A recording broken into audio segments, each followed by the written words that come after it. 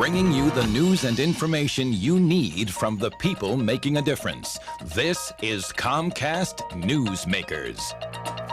What a great time of the year. The trees, the breeze, the flowers, the state budget. Hello, everyone, and thank you for joining us. I'm Joe Bisicchia. This is Comcast Newsmakers. The more we can talk about it, we're getting it from every angle. We have Jon Shure with us now, the president of the New Jersey Policy Perspective, a liberal think tank in the Great Garden State. He's got an offer with his group called the Better Choices Budget Campaign. Let's hear about it. Good to see you, Jon. Great to be here.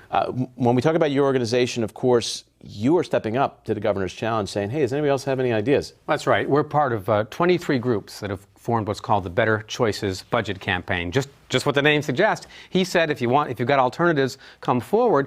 Our concern is that the budget the governor has put forward doesn't invest in the future. We need not to cut the budget and cut services and cut things that people need. We need to be investing in New Jersey's future. So we've come up with some alternatives to talk about how we can do that. Okay, before we go any further, because this has been right at the center of much of our debate. Some folks saying, hey, no, we need to cut and live within our means. You're saying just the opposite. Well, you know, it's interesting. When we describe New Jersey's financial crisis as saying the problem is we overspent, that's really wrong, and it's really very dangerous. You know, if you quit your job and can't afford to pay your bills, that's not a spending problem. That's an income problem. New Jersey's in the tank because we cut taxes, we moved money around, we didn't fund our obligations, and then we borrowed. That's very different. And I think, you know, we talk to people around the state. They don't say, gee, our classes are too small. Gee, college tuition doesn't cost enough. Gee, drugs for senior citizens aren't expensive enough. They say there's more things we need to do to invest in all those things. What about cutting of jobs? Some people will say, you know what, we do that in our state. Well, actually, we're going to hurt ourselves in the long run. It might even cost us more money in the long run. Well, that's right. You know, in tough economic times like we're in today, that's the worst time to cut the budget. You don't want people out of work in this kind of situation. So, you know, people can like government spending or not like government spending, but the point is it puts money back into the economy. It's a stimulus for the economy. Some people would argue, and a good argument would be that it's not government's role to be the job provider, though, especially in a free enterprise system. Well, you know, they can argue that from now till Sunday, but government does play a role in our economy. It does provide services. It does employ people, but if it doesn't invest in the future, if it doesn't invest in the quality of life for our people, then it's not doing its job. Big word you just said, invest. And you're saying also, let's not cut. So invest means you need greenback. Where's that money going to come from? Well, we're taking a look at some fair, sensible, environmentally responsible ways to raise revenues. We're taking a look at making some of the wealthier people in the state pay more of their fair share of the income tax. We're talking about making corporations pay more of their fair share, maybe making driving fees based more on the size and fuel efficiency of your car. Things that can be done. Now, you know, nobody likes to talk about taxes, understand that, but we've got to keep this in mind. The budget the governor proposed does raise taxes. It raises property taxes. Those are the worst taxes that affect New Jerseyans. It raises that because it cuts relief for property taxes and it cuts aid to municipalities. So we got to make sure we have the right debate in New Jersey, a debate about what are the real needs and priorities of this state, how to pay for them, not just to say, well, we spent too much and we have to cut. Wealthy would say, wait a time, we are paying our fair share, and you know what, we're out of Dodge. You know what's not happening? The number of tax returns filed in New Jersey over $1 million is growing, not shrinking in this state. So, you know, again, we have to focus on the real arguments, and we have to make sure that if this state's going to provide opportunities for people, for our children, for us, it's going to preserve open space and have nice beaches and everything else, we have to invest. How do you get over the image of saying, oh, here's a guy who's calling for more taxes? Well, I think people understand. I mean, we're not just making this up. People are coming to us and saying the state's not doing enough. I was speaking to some college kids at Rutgers the other day, very concerned about $76 million in cuts to higher education. They have to pay their tuition. So I think those are the kinds of things people want to hear about. Let's finish up with the way we started it. You said that the governor has really put out this challenge. Is the governor listening? I think he is, and I give him credit. I give him credit for wanting to solve the fiscal problems that New Jersey faces. Our job in the Better Choices Budget Campaign is to make sure that he knows there are voices in New Jersey besides the ones saying cut, cut, cut. There are voices saying invest in our future. And that's a big word, invest. It's important. Okay. And the important thing is that the debate will continue. It's good to have you with us. The debate continues right up to June 30th. Hopefully not beyond that, because that would mean a problem. So hopefully spring will be finally sprung at that point. He is Jon Shure, the president of the New Jersey Policy Perspective. I'm Joe Bisicchia. This has been Comcast Newsmakers, seen exclusively here on Comcast Cable. Thank you for watching.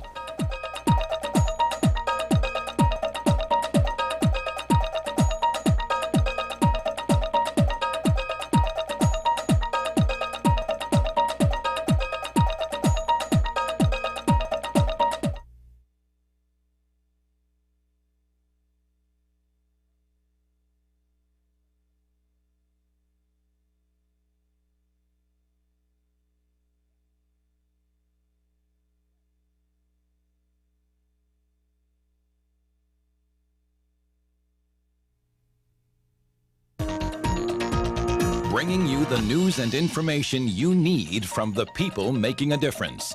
This is Comcast Newsmakers.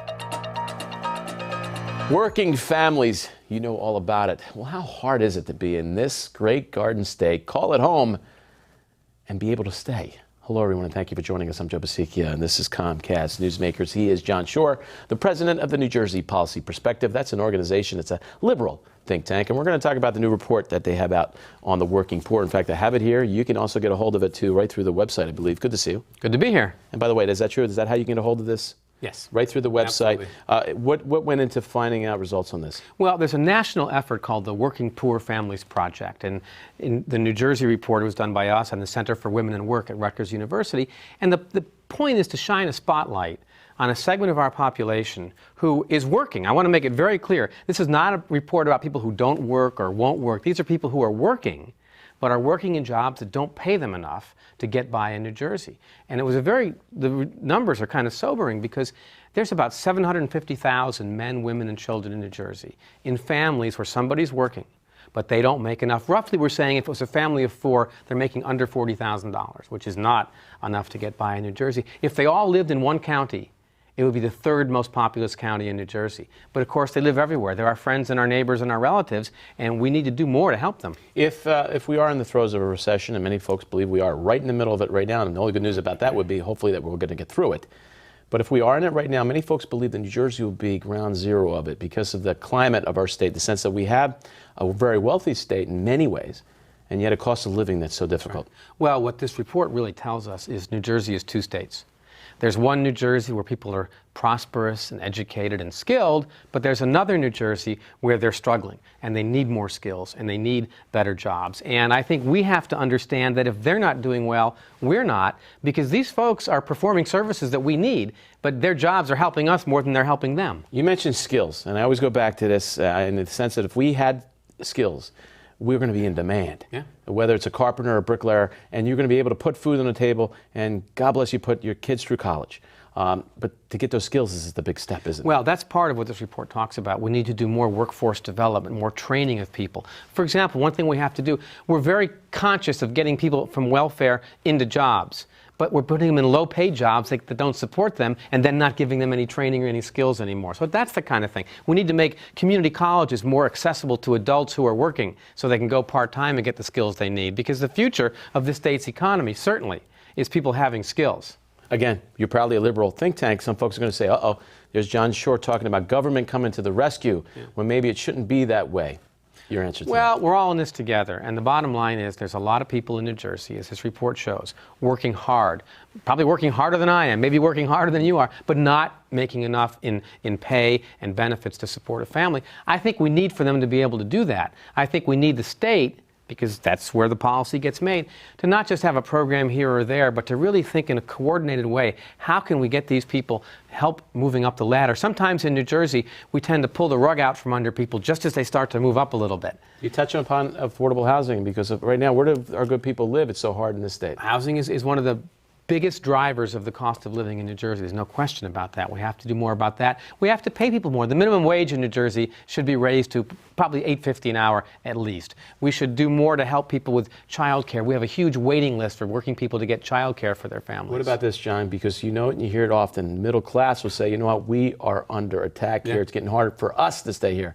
What do you say to that? There's no question. Well, these people are trying to be in the middle class. I think we all have to work together, but I think we have to understand that if these people can't move up, it kind of brings us all down in a way, because it's all the same state. We're all New Jersey. We're all trying to work together. So I think it's important to take a look at a report like this and understand that these are people who we know, they have maybe been us, they could be us. It's a pretty precarious existence for the middle class in New Jersey today. I often know that you probably feel like Sisyphus pushing the stone up the hill. Do you feel like it can be that you're going to get that stone over the hill? You know, we made progress. Just not long ago, we finally got family leave insurance passed in New Jersey. That was a recommendation of this report to help working people balance job and family. So progress is slower than it should be, but I think we can do it. Always good to see you. He is Jon Shure. He's the president of the New Jersey Policy Perspective, a liberal think tank in the Great Garden State.